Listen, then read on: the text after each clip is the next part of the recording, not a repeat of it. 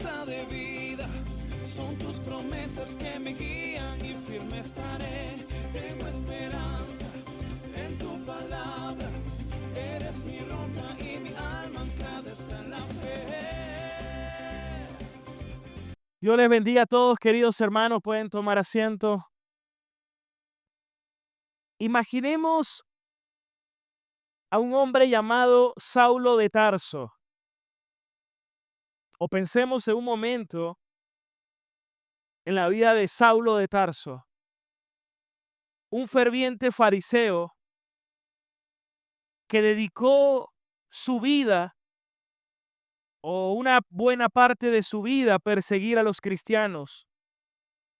Su pasión por la ley, su celo religioso, lo llevaron a arrestar, torturar e incluso a consentir la muerte de muchos cristianos en el primer siglo. Saulo era un perseguidor implacable, convencido que estaba defendiendo la fe de sus antepasados. Sin embargo, un día, cuando iba camino a Damasco con cartas para apresar a muchos cristianos, tuvo un encuentro transformador con el Señor. Luz del cielo lo cegó. Y la voz de Jesús que le decía: Saulo, Saulo, ¿por qué me persigues? Ese encuentro no solo cambió la dirección física a la cual iba el apóstol, quien luego llegó a ser conocido como el apóstol Pablo, pero no solo eso, sino que también su corazón fue transformado. Y Pablo, que pasó de ser un perseguidor de Cristo y de la iglesia, vemos una profunda y gran conversión. Y luego él se autodenomina prisionero de Cristo. Por eso en esta mañana quiero darle a todos la bienvenida aquí a nuestra iglesia Ancla de Vida. Nos contenta que nos acompañes y vamos a estar estudiando Efesios capítulo 3, desde el versículo 1 al versículo 3. Y para ello quiero pedirle que me acompañen para que podamos leer esta porción de las Escrituras. Efesios capítulo 3, del versículo 1 al 13. Y dice así la palabra del Señor: por esta causa, yo, Pablo, mire cómo se menciona a sí mismo en esa parte, prisionero de Cristo Jesús, por ustedes los gentiles, puesto que han oído de la administración de la gracia de Dios que me fue dada para con ustedes. Versículo 3, que por revelación me fue declarado el misterio, como antes lo he escrito brevemente, leyendo lo cual pueden entender cuál sea mi conocimiento en el misterio de Cristo. Misterio que en otros tiempos, en otras generaciones, no se dio a conocer a los hijos de los hombres, como ahora es revelado a sus santos apóstoles y profetas por el Espíritu. Que los gentiles son coherederos y miembros del mismo cuerpo y copartícipes de la promesa en Cristo Jesús por medio del Evangelio, lo cual yo fui hecho ministro por el don de la gracia de Dios que me ha sido dado según la operación de su poder. Versículo 8. A mí, que soy menos que el más pequeño de todos los santos, me fue dada esta gracia de anunciar entre los gentiles el evangelio de las inescrutables riquezas de Cristo, y de aclarar a todos cuál sea la administración del misterio escondido de los siglos en Dios, que creó todas las cosas, para que la multiforme sabiduría de Dios sea ahora dada a conocer por medio de la iglesia a los principados y potestades en los lugares celestiales. conforme al propósito eterno que hizo en Cristo Jesús, nuestro Señor. Versículo 12, en quien tenemos seguridad, acceso, confianza por medio de la fe en Él. Y finalmente el 13, por lo cual pido que no desmayen a causa de mis tribulaciones por ustedes, las cuales son su gloria en Cristo Jesús. Hoy continuamos con nuestra serie de la epístola del apóstol Pablo a los Efesios y quiero compartir un mensaje que lleva como título, como lo ven en las pantallas, de perseguidor a prisionero. A ver, vamos a repetirlo todos juntos, el título de este tema, de perseguidor a prisionero. Quiero que vayamos al versículo 1.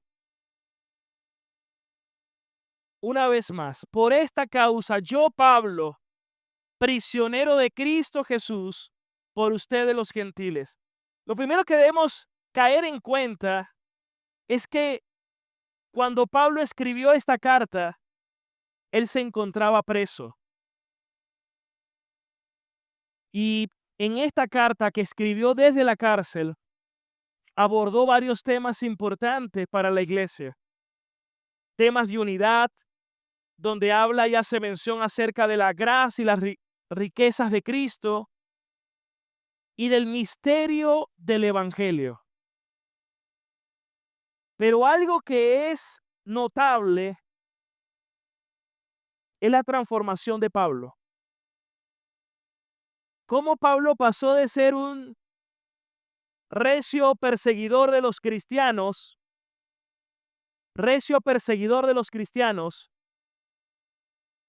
a un prisionero por el Evangelio.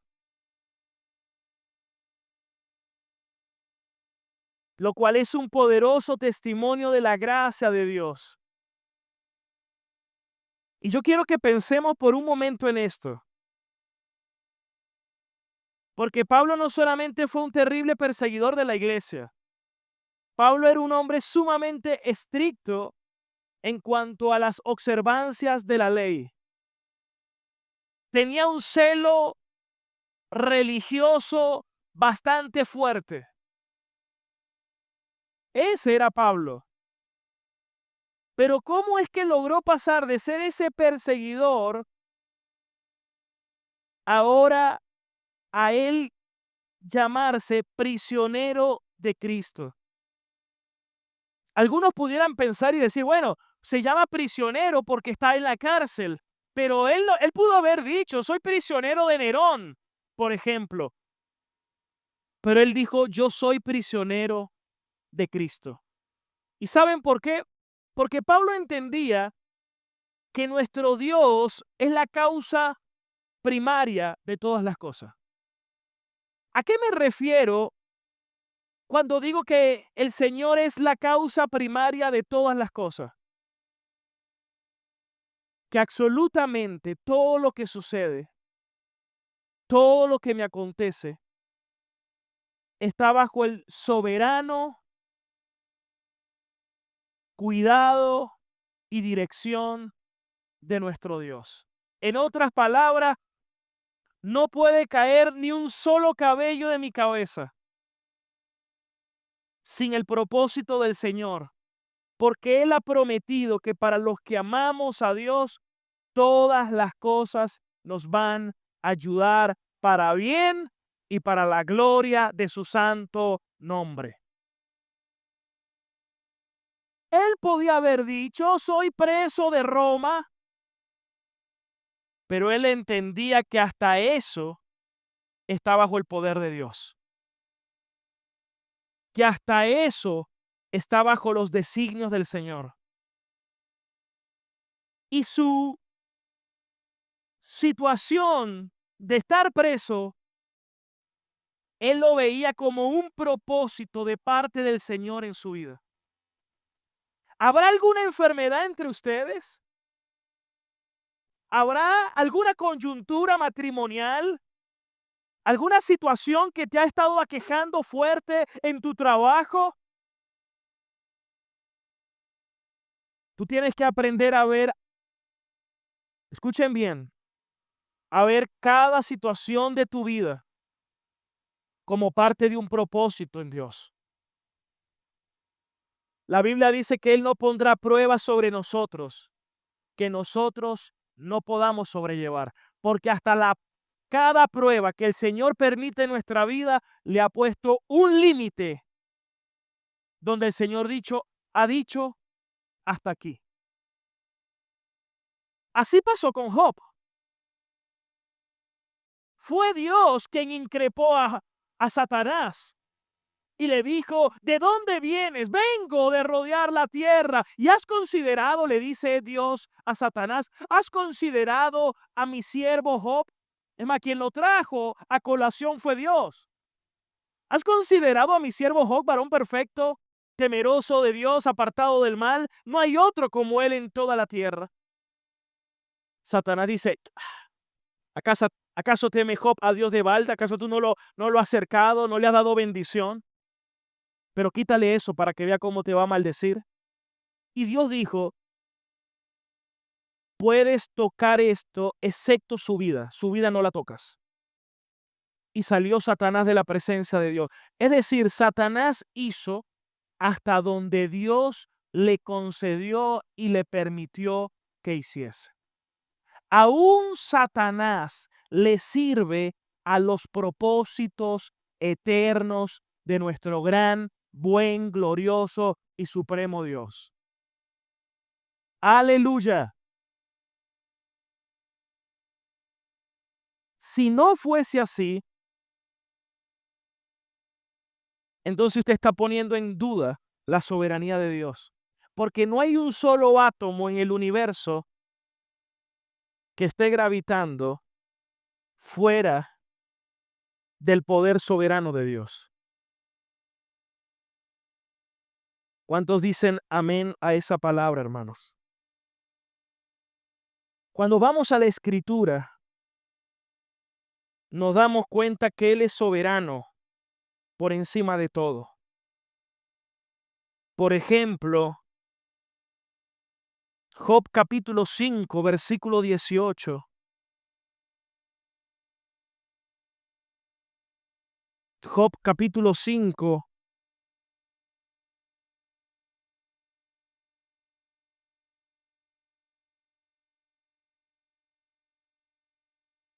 versículo 18 dice: porque Él es quien hace la llaga y Él la vendará. Él hiere y sus manos curan. Algunos dicen: pero ¿y no es Satanás? Hermano, todo está supeditado por Dios. Aunque sabemos que la enfermedad, el origen de la enfermedad, al igual que los males, obviamente es originado por el pecado. Es algo que no podemos obviar. Todo el universo, cuando Adán cayó, hubo una caída cósmica.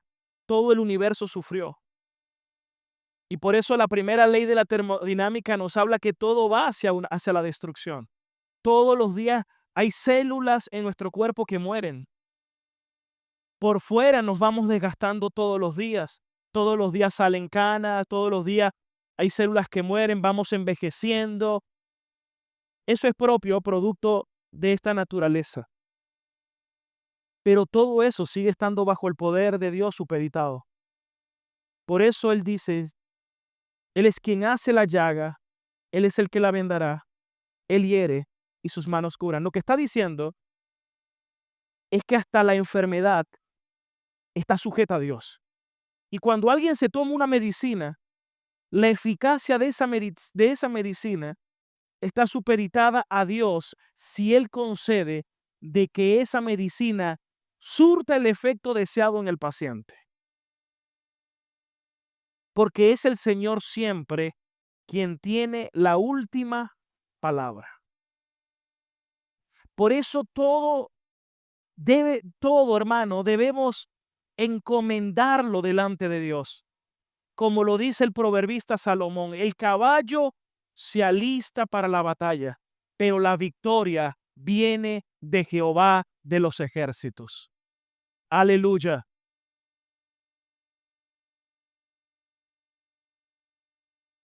En otras palabras, nosotros hacemos lo que nos corresponde, pero la última palabra la tiene Dios siempre. Y es deber nuestro hacer lo que nos corresponde. Es propio, pero sabiendo que todo sigue estando en las manos de nuestro buen Dios. Isaías 45:7. Estos son aspectos que no podemos pasar por alto. Isaías 45:7. Dios es soberano por encima de todo. Dios dice, yo soy el que formo la luz, pero también yo soy el que creo las tinieblas, dice el Señor.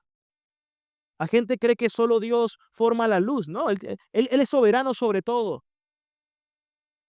Nadie puede huir y escapar de la presencia de Dios. Aun si yo subiera a los cielos, si fuera a lo recóndito, aun si descendiera al Seol, al infierno, ahí estás tú.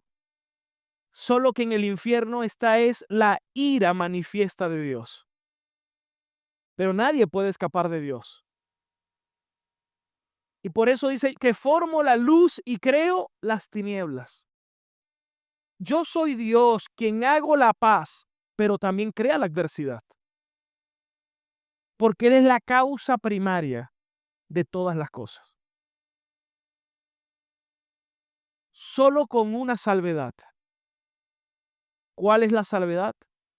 Que aunque Él es la causa primaria de todas las cosas, es más, esto está en confesiones históricas, no estamos descubriendo el agua tibia, esto es lo que los cristianos a lo largo de los siglos ha creído y se encuentra en nuestra ortodoxia, que Dios es la causa primaria de todas las cosas, sin que Él sea el responsable o autor del pecado, porque Dios no es autor del pecado, ni tampoco violenta o fuerza la voluntad del hombre.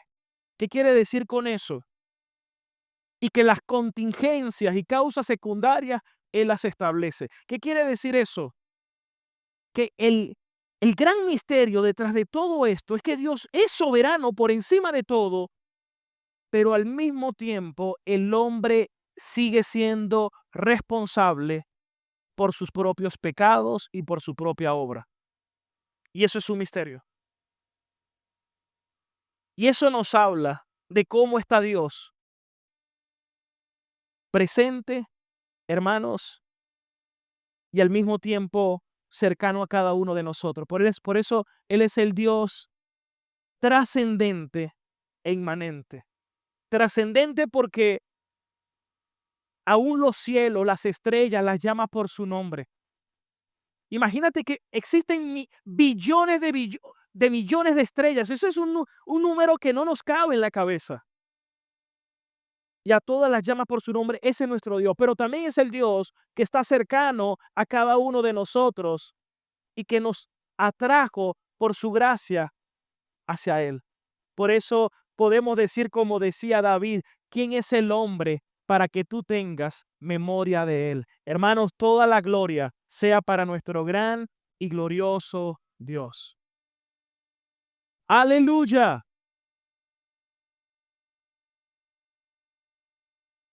Eso quiere decir que, pastor, entonces si yo hago lo malo, ¿Dios es la causa primaria de eso? De ninguna manera. El hombre, todo lo malo, el hombre que yace en el infierno es por su propia responsabilidad. Porque la Biblia es clara cuando dice que no hay ni uno justo, no hay ni uno bueno, y que la paga del pecado es la muerte, es la separación eterna. Pero sabemos que si yo estoy aquí y he sido rescatado por su gracia, ha sido por la elección divina, no por mí, hermano. Porque según nos escogió en Él antes de la fundación del mundo, para que fuésemos santos y sin mancha delante de Él. Ahora, qué maravilloso que Pablo, siendo el perseguidor, ahora es un prisionero. Que antes era un estricto y riguroso de las observancias de la ley y que ahora es quien predica el evangelio de la gracia. Y yo quiero que meditemos en este aspecto, que podamos rumiar en esta verdad, hermanos. Porque quienes están presos en Cristo son los que verdaderamente son libres. Son los que verdaderamente son libres. Amén. Yo les quiero hacer una pregunta. ¿Cuánto realmente o hasta dónde tú estarías dispuesto a hacer por causa de Cristo y de su iglesia? ¿Hasta dónde estarías dispuesto, hermanos? Amigo, la Biblia dice que el hombre está esclavo de sus propios deseos. Si ustedes permanecen en mi palabra, serán verdaderamente mis discípulos y conocerán la verdad, y la verdad los hará libres. Pero Pablo pasó de ser un perseguidor y ahora es un prisionero, no solamente encadena físicamente, sino que ahora él entiende que todo lo que vive y todo lo que pasa en él es para la gloria de Dios y para la extensión del evangelio. Pero nosotros tenemos un problema y por eso la carta de los Efesios es maravillosa, porque nos recuerda que no solamente yo soy un cristiano, lo cual ya es una gran verdad. La otra verdad es que yo pertenezco a la humanidad nueva, que es la comunidad cristiana, la iglesia de Jesucristo, el pueblo de Dios, el templo de Dios, miembro del cuerpo de Jesucristo. En otras palabras, ya yo no me pertenezco a mí. Ya Marcel no se pertenece a sí mismo. Yo me pertenezco en cuerpo y alma a mi fiel y suficiente Salvador Jesucristo. Y anhelo con todo mi corazón que Dios me ayude cada día a comprender esa verdad. Eso quiere decir que ya yo no estoy sujeto a mi voluntad. No es lo que yo crea, no es lo que yo quiera, no es lo que yo sienta, no es lo que yo piense.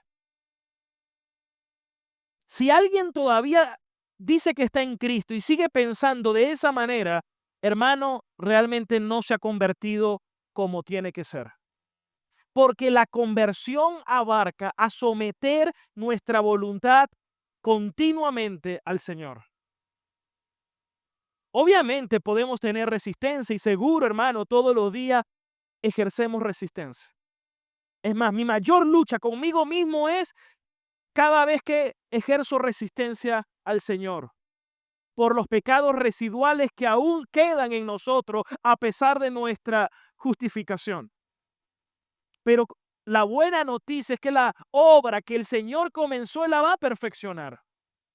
Pero yo necesito someterme a Dios y no resistirlo a Él.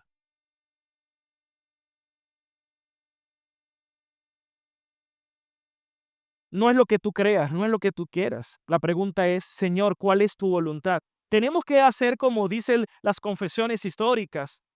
Hágase tu voluntad aquí en la tierra como en el cielo. Señor, concédenos que hoy yo pueda renunciar a mi voluntad para buscar solo tu voluntad, la cual es la única buena, agradable y perfecta.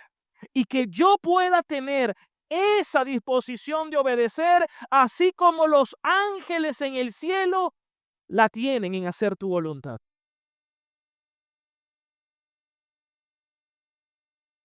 Por eso yo necesito la gracia de Dios todos los días. Necesito la gracia todos los días porque todos los días lucho con mi propia carne. Tenemos que hacer morir los apetitos de la carne todos los días. Esa es la lucha del creyente. Todos los días tenemos que crucificar el viejo hombre, que está viciado conforme a nuestra naturaleza pecaminosa. Por eso el apóstol Pablo dijo, cada día muero. Pero la pregunta es, sí, yo quiero que la carne muera, pero entonces cuando salgo de aquí, ya cumplí. Ahora me voy a meter mi sobredosis de Netflix. ¿Se imaginan? Viene una hora a la boca, ya cumplí, ahora me voy duro con Netflix. No, ahora duro con el TikTok. Y ahí se meten truanerías, palabras de doble sentido. Es decir, que hacer morir la carne y crucificar el yo abarca que yo también comience a discernir qué cosas debo participar y qué cosas no. Qué música voy a escuchar y cuál no. Qué tipo de programas voy a ver y qué no. Con quién frecuento. Qué amistades me convienen y cuáles no. Todas esas cosas hablan también de la santificación. Porque imagínate, alguien puede estar estudiando la palabra, orando, pero de repente se desconecta y se va a hacer todo eso, no está haciendo nada. La idea, hermano, es que yo comprenda que el evangelio demanda también un estilo de vida. Si estoy prisionero de Cristo. Y si soy prisionero de Cristo, ¿qué implica eso en cómo debo vivir? Yo debo entender, hermano, que ya yo no me pertenezco a mí mismo, pero yo veo que muchos cristianos, ellos siguen hablando en términos de independencia. Ellos viven emancipados todos los días de su vida. No, yo hago como quiero, no me gusta que nadie se meta en mi vida. Así no puede hablar un cristiano, así no habla un hijo de Dios. Porque la Biblia habla claramente, sométanse los unos a los otros. Quien tenga ese pensamiento, esa es una actitud rebelde, es una actitud pecaminosa. La Biblia dice, sométanse los unos a los otros. Y hermanos, en todo lugar donde vayamos, estamos rodeados de autoridades. Si yo voy a un banco, hay vigilantes, está el cajero. Si me para un fiscal, si yo voy a mi trabajo, hay jefes, si alguien tiene un jefe. En su hogar hay autoridades. En la iglesia hay autoridades. Pero donde yo vaya, hay autoridades. Es más, nosotros en este país donde estamos también hay gobernantes. Y a lo mejor alguien pueda decir en algún momento, bueno, no me gustan los gobernantes.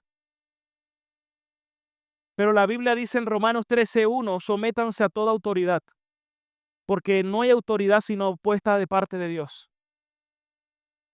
Y los que resisten a la autoridad, a Dios resisten, porque Dios sigue siendo la causa primaria de todas las cosas.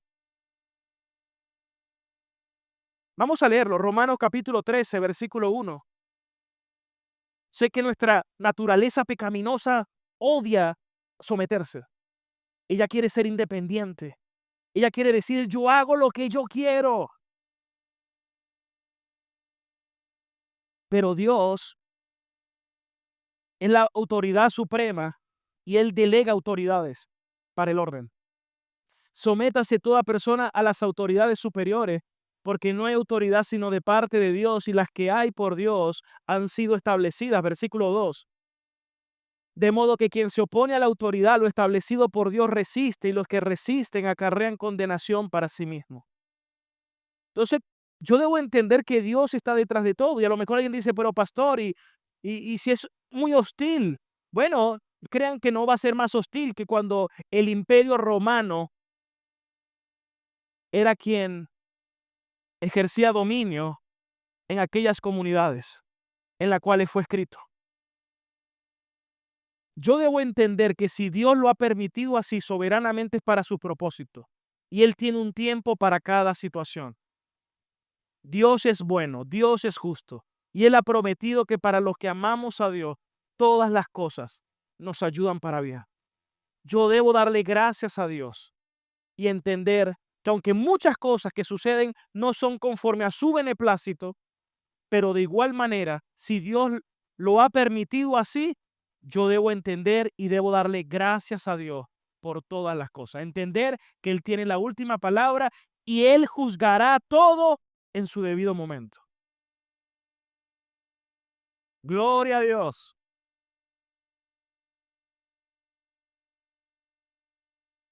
Es decir, que una mujer que está casada debe estar sujeta a su esposo, por ejemplo.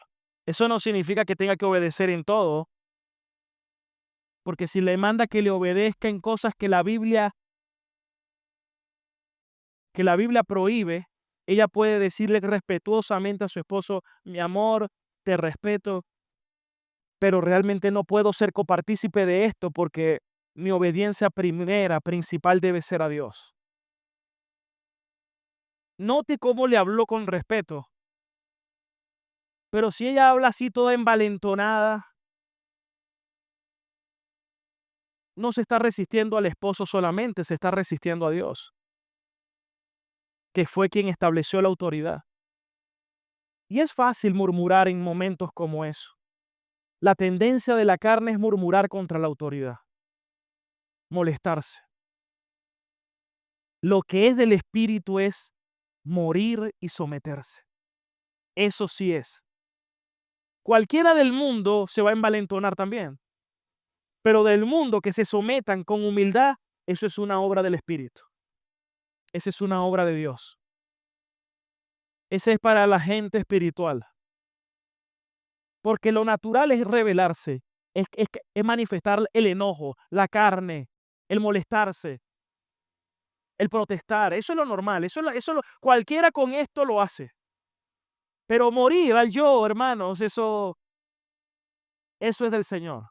Eso viene del Señor.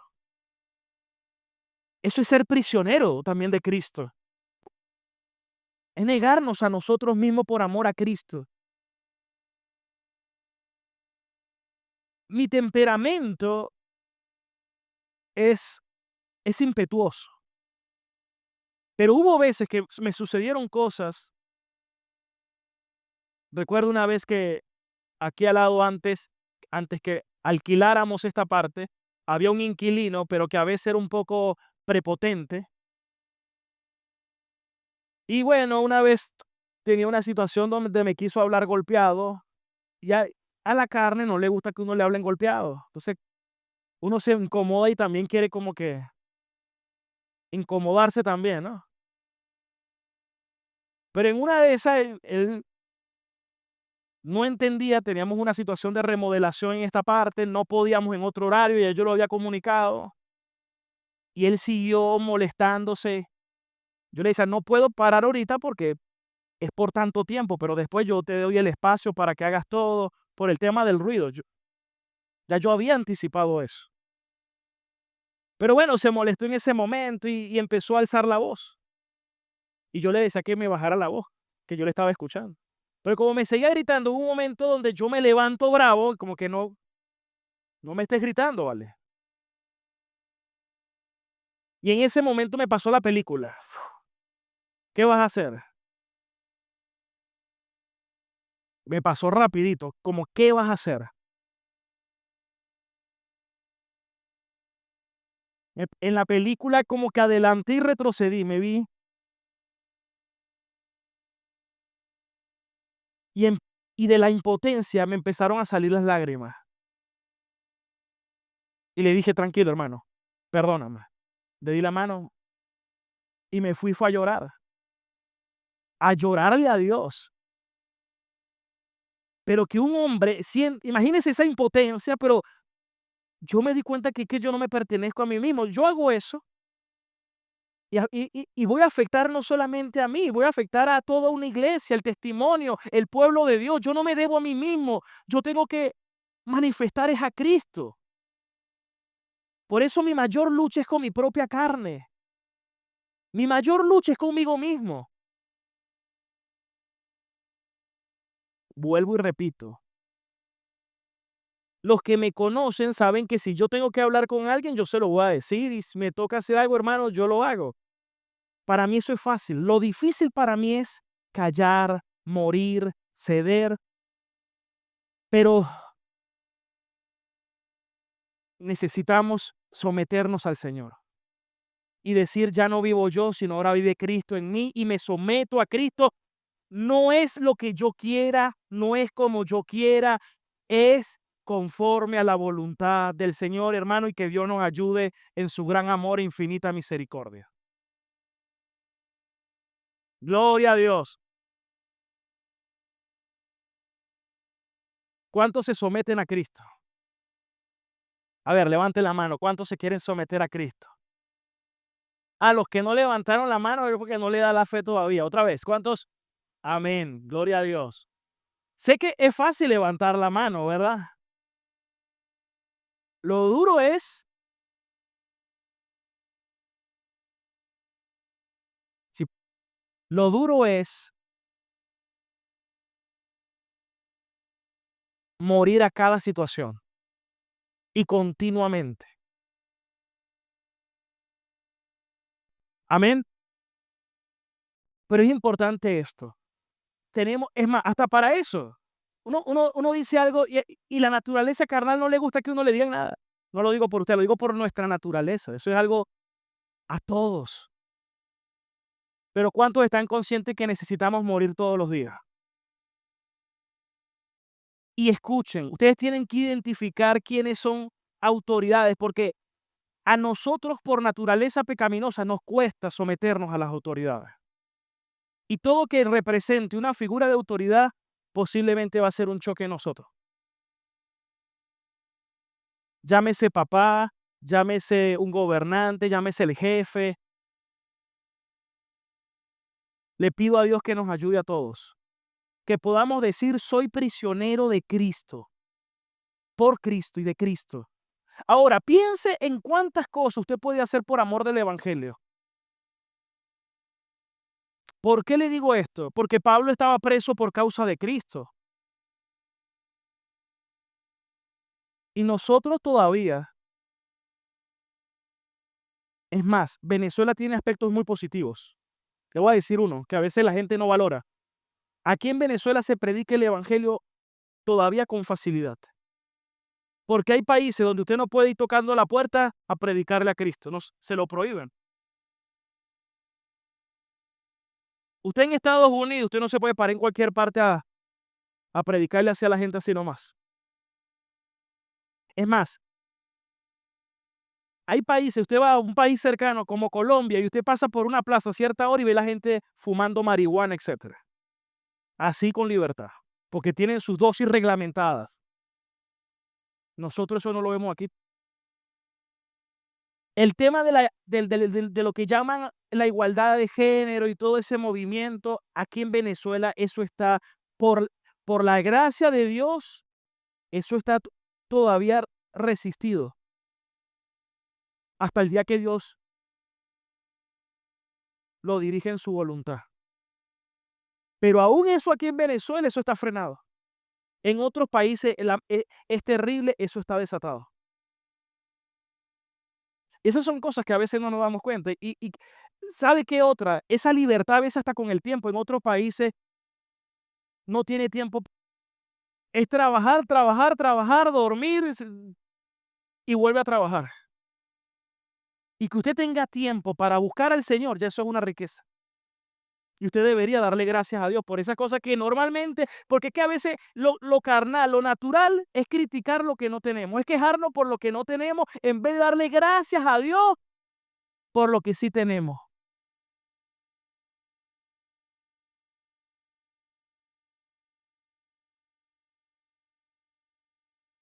Tenemos que también ver con amplitud y ser agradecido con el Señor, porque hasta para criar a los hijos es más fácil.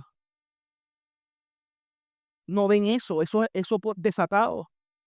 Miren nada más una película, una cosa, es difícil conseguir una película o una serie que no tenga cosas obscenas, vulgares, y en todas meten ese tema de género, porque así están todas esas sociedades. Aquí todavía eso está frenado por la gracia del Señor. Entonces yo debo entender que como prisionero de Cristo yo no, sí, bueno, soy prisionero de Cristo, bueno, ¿qué más? No, no. Soy prisionero de Cristo y estoy agradecido con Dios lo que me permite y lo que no me permite en su voluntad. Hay trabajos que ustedes tienen que son más difíciles que otros, hay esposos y esposas de ustedes que son más difíciles que otros. ¿Sí me explico? Hay situaciones en las que estamos expuestos que son más complejas que otras, pero aprenda a someterse a Cristo en la condición que usted esté y con una actitud de agradecimiento, porque no existen, el único perfecto es el Señor. Es como iglesia no hay iglesia perfecta, si somos nosotros imperfectos. Y yo no soy perfecto, pero si Dios me colocó aquí por la gracia y misericordia de Dios y usted reconoce mi legitimidad, porque es propio de una iglesia bíblica, entonces usted necesita también entender eso y tener una actitud de sujeción. ¿Cuántos están aprendiendo en esta mañana? Ahora, vayamos un poquito más allá. Existe algo que se llama la tiranía del hermano mayor y la tiranía del hermano menor. Cuando alguien es de conciencia fuerte y de conciencia débil. Pablo dice, tú que eres de conciencia fuerte, si ves que tu hermano es de conciencia débil y tú el hacer algo lo hace pecar a él, abstente tú por amor a tu hermano. Y eso es algo que tenemos que aplicar en el evangelio continuamente. ¿Cuántas cosas yo tengo que aprender a negarme a mí mismo por mi hermano? A ceder por mi hermano, a callar por mi hermano, a morir por mi hermano. Porque ya no nos pertenecemos a nosotros, nos pertenecemos a Cristo y a su cuerpo. Y por eso el micrófono, el mío, lo cambio. A los sí. Bueno, si vuelve a hacer, cambio de micrófono. Puede que me está haciendo ruido. Por aquí está, ya lo tengo por aquí listo por si acaso. Pero bueno, ¿cuántas cosas por amor a Cristo te puedes abstener, hermanos, amigos? ¿Cuántas cosas te puedes negar a ti mismo por tu hermano? Servir, ceder, apoyar, de lo que tú tienes, compartir por amor a tu hermano. No velar solo por ti mismo, sino por el resto. Eso es propio de la fe. Y si somos de verdad prisioneros en Cristo, entonces nos vamos a conducir de esa manera. Estamos llamados a vivir de esa manera. Si usted hace algo, eso nos va a afectar a todos, sea positivo o negativamente. Por eso la iglesia tiene que practicar la disciplina eclesiástica. No podemos permitir el pecado con ligereza. Si hay alguien que debe dinero y tiene tiempo y tiene problema con eso hay que encararlo, hermano. Usted tiene que ponerse en orden. No, que el problema es la murmuración. Hay que corregir a esa persona. No, que el problema es que que tiene una situación escandalosa. Hay que disciplinar a esa persona en el amor del Señor. Si acepta la corrección y la disciplina, puede ser de nuevo reintegrado a la comunión de los hermanos. Lo que dijo Jesús, si tienes algo con tu hermano, ve y ponte a cuenta con él. Corrígelo. Si no, ve y llama a 2 testigos. Si no, corrígelo con la iglesia, con la asamblea. Si no, ténganlo como un gentil y publicano. Y si el pecado es escandaloso y amerita una excomunión, tiene que ser excomulgado de la iglesia. Nosotros no podemos pretender ser más buenos que Dios. Y Dios, cuando hace eso, lo hace incluso en su manifestación de su amor. Porque yo no puedo separar a Dios, su justicia, su amor, su poder, su soberanía. Dios no puede ser partido. Su amor no es un amor alcahueta, su amor sigue siendo un amor justo. La gente cree que el amor de Dios es un amor alcahueta. No, Él me ama, él me acepta tal como soy. No. Por eso la gracia, haciendo referencia a algo que dijo Miguel Núñez en estos días, la gracia no solo te salva, la gracia también te va a santificar. Si alguien dice que ha sido alcanzado por la gracia de Dios, esa gracia lo va a santificar. Si no lo santifica, es porque de verdad no ha conocido la gracia. Porque la gracia es el poder del Espíritu Santo que obra en nosotros, transformándonos. Dándonos, escuchen esto, nos quita el corazón de piedra y nos da un corazón de carne. transforma nuestros afectos, nuestros deseos, nos da vida, nos lava, nos da su espíritu, nos da su Espíritu Santo que ahora mora en nosotros.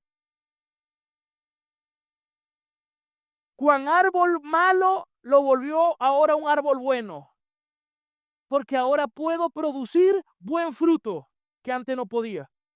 Esa es la obra de Dios.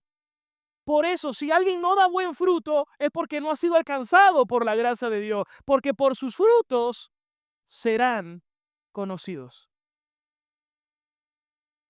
Por eso, si usted ahora pertenece a una comunidad y debemos velar los unos por los otros. Y en el amor debemos enseñarnos los unos a los otros. Usted ya no, pastor, pero es que a mí me gusta vestirme así. Pero si usted está en Cristo, ahora usted también usted debe tener, usted mirando a Cristo tiene una nueva referencia. Usted a lo mejor antes le gustaba vestirse y que cuando usted se vistiera la gente lo notara. ¡Wow! Mira cómo se viste, mira cómo se le ve su cuerpo. Bueno, pero eso era en el mundo. Ahora en Cristo usted lo hace con mayor pudor, modestia. Las mujeres son más sobrias, lo hace para agradar a su marido. Que a mi esposo le gusta que yo me ponga esta minifalda, pero en su casa no. Usted es temerosa de Dios, no puede andar así afuera. Viceversa. Sobre todo viceversa hoy en día cuando los hombres se visten de una manera poco masculina.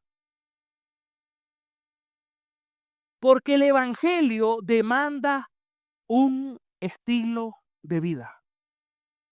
¿Qué demanda el evangelio? Un estilo de vida. Si yo antes era vulgar, ya yo no puedo ser vulgar. Ahora hablo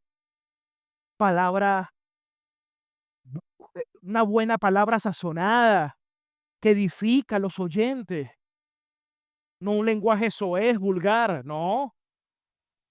El que antes era tracalero, no, ahora es íntegro. El que antes robaba, no, ahora trabaja y se esfuerza.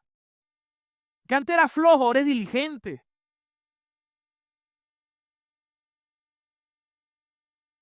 Porque el evangelio demanda un estilo de vida. Somos el pueblo de Dios, hermanos. Por eso es que, repito, ser prisionero, el que es prisionero de Cristo es el que es verdaderamente libre. Pero ojo, esta obra es una obra de Dios. La salvación es de Dios, es monergista. La santificación es sinergista. Nosotros cooperamos. Él la produce porque Él es el que produce en nosotros el querer como el hacer. Pero yo participo por su buena voluntad en la santificación. Yo participo de obras de justicia. Una parte de la santificación es congregarse. A nuestra carne a veces no le gusta, se emancipa. Ella dice, no, yo quiero hoy ir al centro comercial. No, pero primeramente vamos a congregarnos. Es que yo quiero trabajar, necesito es plata.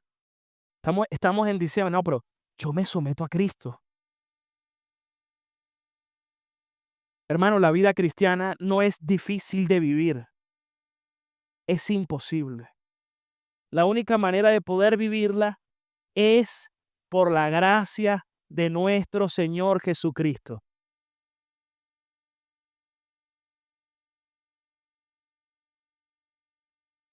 En otras palabras, si el Espíritu Santo, si Dios no es el que está haciendo la obra en ti, nadie va a poder. Lo va a estar haciendo en sus fuerzas, de mala gana, o por un interés mundano, carnal, o por temores. Hay gente que yo a veces veo en algunas sectas que hacen las cosas porque los intimidan. Tienen que diezmar porque si no le va a ir mal. Aguara, imagínese, Aguara. Terrible, ¿no? Entonces ellos dan el dinero, pero no porque aman a Dios, que dicen, Señor, todo es tuyo. esto es para tu gloria. No, no, no. Es por miedo. Hay gente que hace las cosas por miedo. Eso es, eso no es del Señor. Lo que es de la carne, carne es. Pablo dijo en 1 Corintios 3, usted puede darle todo el dinero del mundo y nada es, a menos que lo hagas para el Señor, a menos que tú lo hagas para Dios. ¿Por qué razón, por ejemplo, se ofrenda aquí en la iglesia? Porque amamos a Dios, porque Él es el dueño de todo, porque la gloria es para Él, porque yo soy mayordomo y doy cuentas al Señor, pero no ni por manipulación, ni engaño, ni intimidación. Que el Señor reprenda al diablo, hermanos. Pero el otro extremo es la avaricia. Tienes que dar para que reciba más.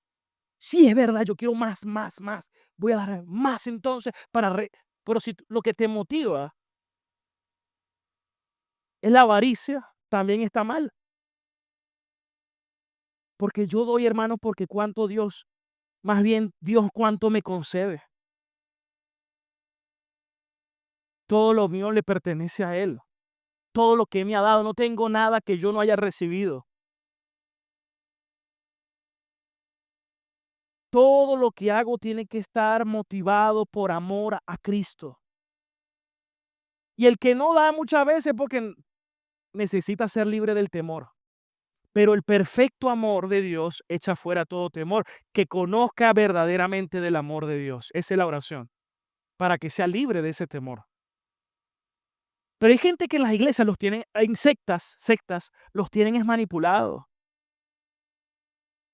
Son prisioneros no de Cristo, prisioneros de un falso maestro que los manipula. ¿Sí me explico?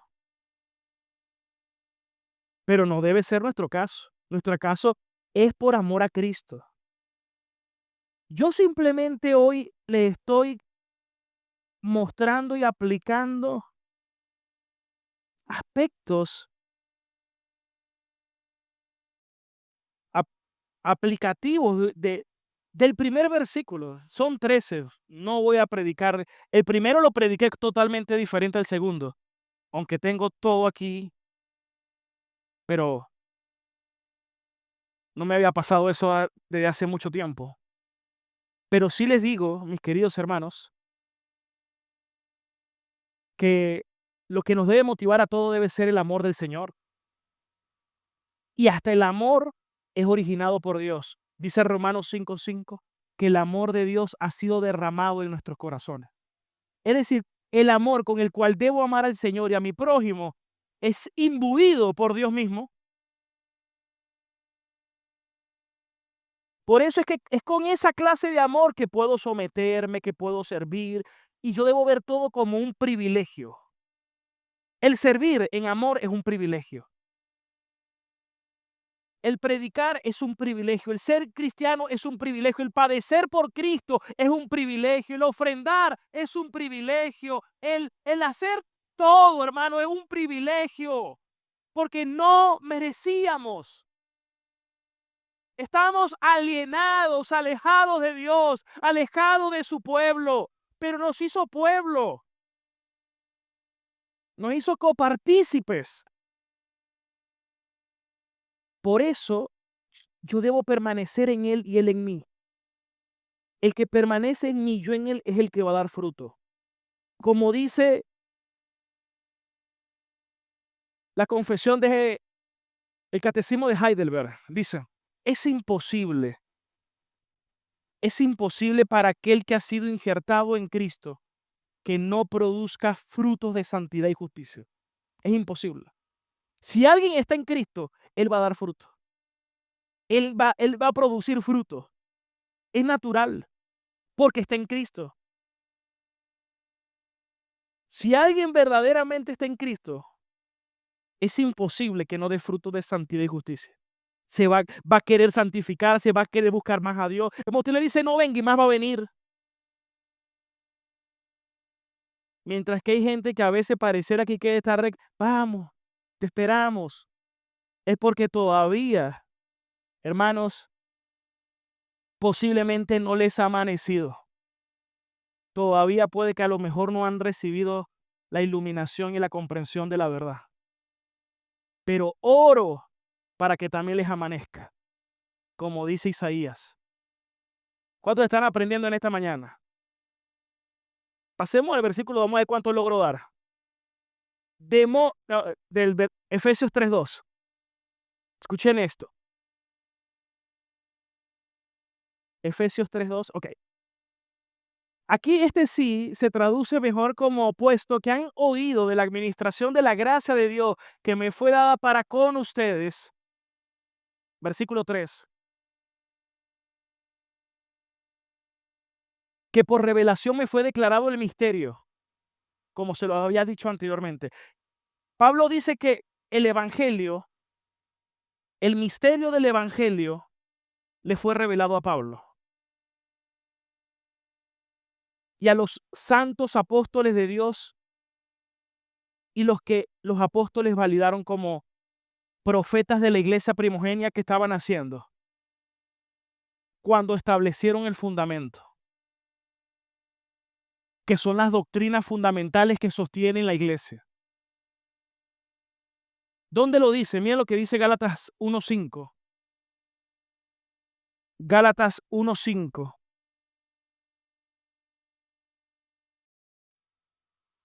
Gálatas capítulo 1:5. A quien sea la gloria de Dios por los siglos de los siglos. Amén. Versículo 6. Estoy maravillado, oh Gálatas, que tan pronto que ustedes se han alejado del que los llamó por la gracia de Cristo para seguir un evangelio diferente. 7. No es que haya otro evangelio, sino que hay algunos que andan por allí perturbando y quieren pervertir el evangelio de Cristo. 8. Mas si aún nosotros, es decir, nosotros, en plural, o hasta un ángel del cielo,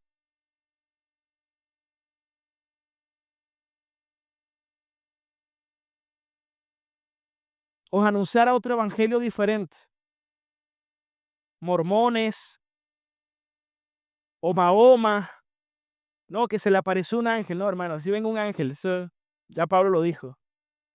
Les anunciaré otro evangelio diferente del que los he anunciado, sea anatema. Como antes se lo he dicho, ahora también repito, si alguno de ustedes predica un evangelio diferente del que han recibido, eso es anatema. Versículo 10. Pues busco ahora el favor de los hombres o el de Dios, o trato de agradar a los hombres. No, porque si yo todavía buscara agradar a los hombres, yo no sería siervo de Cristo. Versículo 11. Mas les hago saber, hermanos, que el evangelio anunciado por mí no es según los hombres. Versículo 12. Pues yo no lo recibí ni lo aprendí de ningún hombre, sino por revelación de nuestro Señor Jesucristo. Versículo 13. Porque ya han oído acerca de mi conducta en otro tiempo en el judaísmo. Imagínense que Pablo hasta en una ocasión fue llevado al tercer cielo, dice la Escritura. Vio cosas que no se pueden ni siquiera expresar. Y que fue tan grande la revelación que recibió Pablo como apóstol de los gentiles, que Dios en su soberanía permitió un aguijón de Satanás, porque Satanás le sirve a los propósitos de Dios. Y le oró a Dios, quítamelo, quítamelo, quítamelo. Bástate mi gracia, porque mi poder se perfecciona en tu debilidad. Porque ya han oído acerca de mi conducta cuando yo estaba en el judaísmo, que perseguía sobremanera a la iglesia de Dios y la asolaba. Y en el judaísmo aventajaba mucho de mis contemporáneos en mi nación, siendo mucho más celoso de las tradiciones de mis padres. Pero cuando agradó a Dios, que me apartó desde el vientre de mi madre y me llamó por su gracia, Él es el Dios soberano. Él, como Él quiere y su beneplácito, puede apartar desde antes de nacer a quien Él quiere. Él es soberano en la elección también. Hermanos, por revelación, Pablo lo recibió, los apóstoles, pero principalmente Pablo. Por eso Pablo, como perito arquitecto, he puesto el fundamento.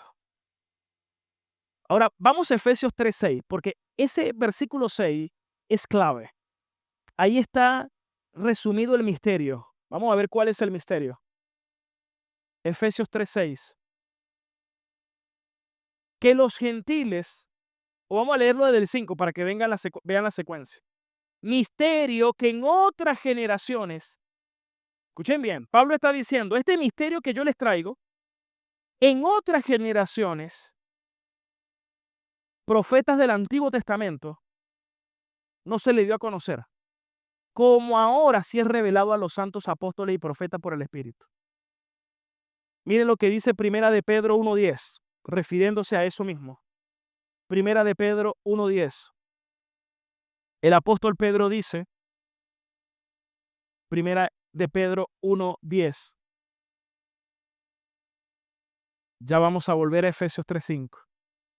Los profetas profetizaron de la gracia destinada a ustedes, aunque ellos investigaban y ellos inquirían diligentemente, indagaron acerca de esta salvación.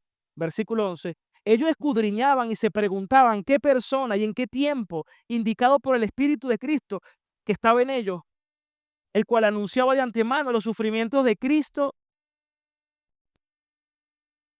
Esos profetas inquirían, investigaban, escudriñaban qué persona y en qué tiempo indicaba el Espíritu de Cristo que estaba en ellos, el cual anunciaba de antemano los sufrimientos de Cristo y las glorias que vendrían tras ellos. A ver, voy a tratar de explicarlo aún con la falla técnica. Pero escuchen aquí, todos atentos para acá. Me perdonan la falla. Escuchen esto. Esos profetas del Antiguo Testamento, ellos sabían, oigan esto, que venía el Mesías. Ellos sabían de la promesa de Abraham, en ti serán benditas todas las naciones de la tierra. Pero lo que no sabían era cómo, cuándo, en quién y cómo era eso de la administración de ese pacto, porque en el antiguo pacto, el pacto era estrictamente para Israel. No absolutamente, pero sí estrictamente. Pero en el nuevo pacto, ya no es de aquello que ahora son prosélitos, seguidores, no. Ahora es que los gentiles son coherederos de ese pacto, coherederos del reino de Dios, es decir, pertenecen ampliamente a ese pacto. Y eso es lo que Pablo dice en Efesios 3, volvamos a Efesios 3, versículo 5. Volvamos otra vez a Efesios 3:5. Misterio que en otro tiempo no se le dio a conocer a los hijos de los hombres, como ahora es revelado a sus santos apóstoles y profetas por el Espíritu. Versículo 6. Que los gentiles son coherederos y miembros del mismo cuerpo y copartícipe de la promesa en Cristo Jesús por medio del Evangelio. Hay tres palabras claves en este versículo. ¿Quién me dice cuáles son esas tres palabras claves?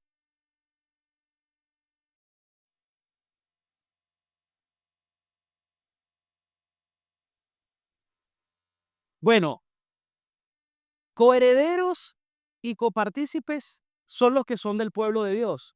Lo inédito es ahora quiénes, los gentiles. Pero ¿qué fue lo que hizo que los gentiles ahora sean coherederos y copartícipes? En Cristo Jesús. Es Cristo.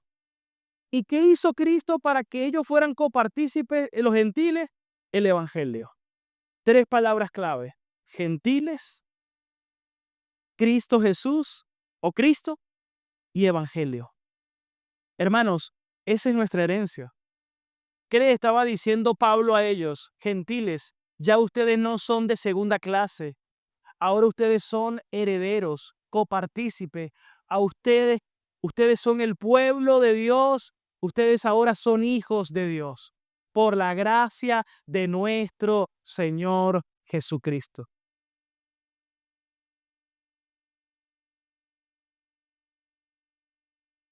Y todo eso en los méritos de Cristo.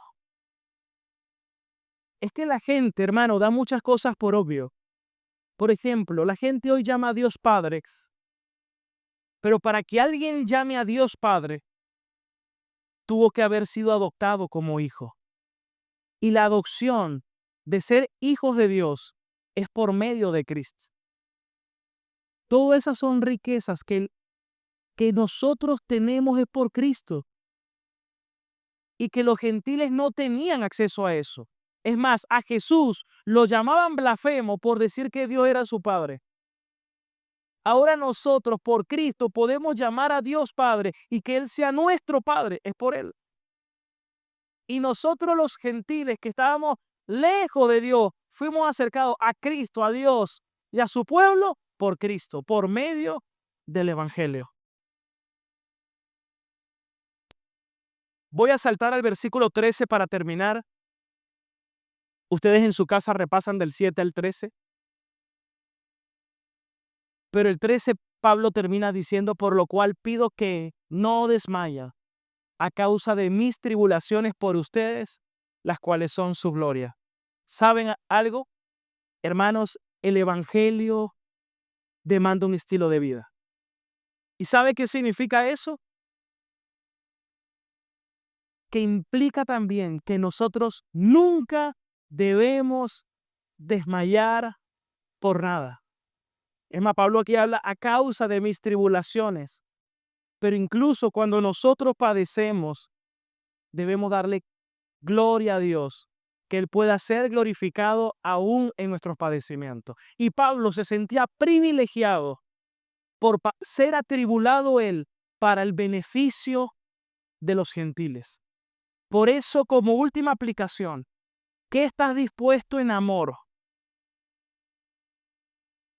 ¿Qué estás dispuesto en amor a sacrificarte por amor de tus hermanos?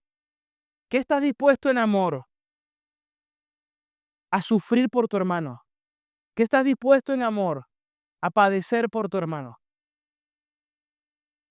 Eso es lo que Pablo está diciendo. Por lo cual pido que no desmayen a causa de mis tribulaciones por ustedes, las cuales son su gloria.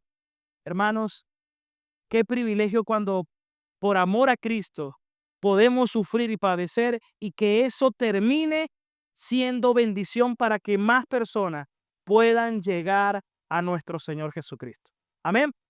Por eso el mensaje de hoy se llamó de perseguidor a prisionero. Espero que de hoy en adelante vivamos como prisioneros de Cristo. Ya no nos pertenecemos a nosotros mismos, le pertenecemos a Él y a la iglesia de Cristo. Vamos a estar de pie. Son tus promesas que me guían y firme estaré. Tengo esperanza en tu palabra. Eres mi roca y mi alma anclada está en la fe.